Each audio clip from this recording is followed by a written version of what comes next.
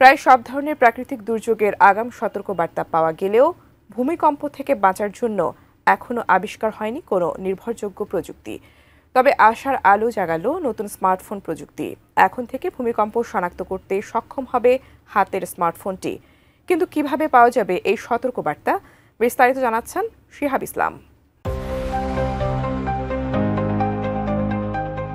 ঢাকাসহ দেশের বিভিন্ন এলাকায় সম্প্রতি কয়েকটি ভূমিকম্প অনুভূত হওয়ায় আতঙ্ক বিরাজ করছে দেশবাসীর মধ্যে। প্রশ্ন যাচ্ছে কিভাবে মুক্তি পাওয়া যায় এই ভয়ানক প্রাকৃতিক দুর্যোগ থেকে। প্রাকৃতিক দুর্যোগের বেশিরভাগ ক্ষেত্রে আগাম সতর্কবার্তা পাওয়া সম্ভব, কিন্তু ভূমিকম্পের আগাম পূর্বাভাস এখনও নিশ্চিতভাবে দেওয়া সম্ভব নয়।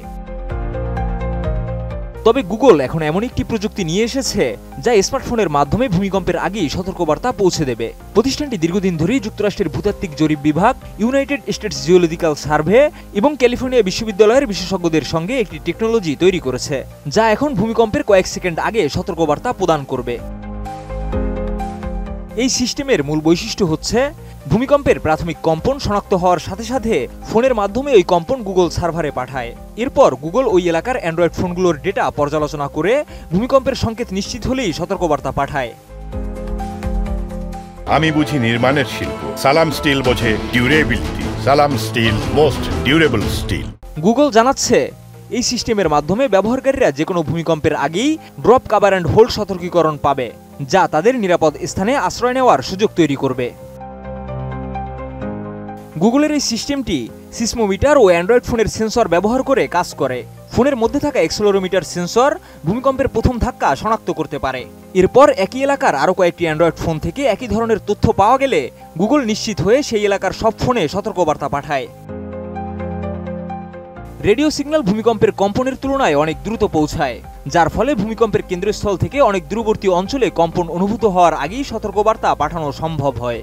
গুগলের অ্যান্ড্রয়েড সফটওয়্যার ইঞ্জিনিয়ার মার্ক স্ট্রোগাইটিস জানান, আমরা এই সিস্টেমে আলোর গতিবেগের সঙ্গে ভূমিকম্পের গতিবেগের একটি রেস খেলি। সৌভাগ্যক্রমে আলোর গতিবেগ ভূমিকম্পের গতিবেগের চেয়ে অনেক বেশি।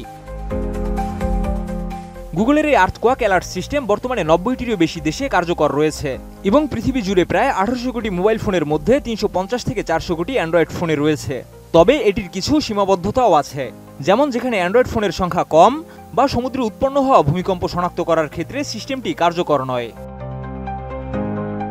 অ্যান্ড্রয়েড ফোনে আর্থকোয়াক অ্যালার্ট চালু করার পদ্ধতি হচ্ছে, প্রথমে ফোনের সেটিংসে যেতে হবে, তারপর সেফটি অ্যান্ড ইমার্জেন্সি অপশনে ক্লিক করতে হবে এবং সর্বশেষ আর্থকোয়াক অ্যালার্ট অপশনটি সিলেক্ট করতে হবে।